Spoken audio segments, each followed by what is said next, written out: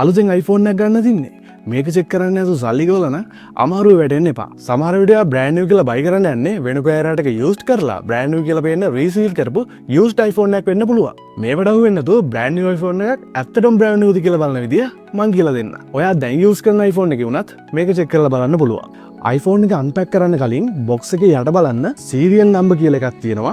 මේක දැනට ඔයාගේ අතේ තියෙන ඕනම device එකකින් Apple Care and Warranty කියන මේ Apple ලගේ official site එකට ගිහිල්ලා serial number කියලා තියෙන මේ space එකේ type කරලා submit කරන්න. ඊට පස්සේ ඔයාලට පෙන්නන්නේ device not activated කියලා නම් buy වෙන්නේ කිසිම දෙයක් නැහැ. ඒ device එක brand new මීට කලින් කවුරුත් used කරලා නැහැ. එහෙම නැත්නම් මේ වගේ serial number එකයි purchase කරපු date එකයි වැටෙනවා කියන්නේ ඒ iPhone එක මීට කලින් unpack කරලා used කරලා reseal කරලා තමයි තියෙන්නේ. මෙහෙම එකක් අමුණොත් අය බල ඉන්න දෙයක් නෑ. ඒ shop එකෙන් නැගිටලා යන්න. iPhone එක unpack කරාට පස්සේ general වලට ගිහිල්ලා බලන්න box එකේ තිබ්බ serial number එකමද iPhone එකේ තියෙන්නේ කියලා. අද නැසත් කවදාම හරි ඔයා iPhone එකක් ගන්න යද්දි මේ වීඩියෝ එක අනිවාර්යයෙන්ම වැදගත් වෙයි.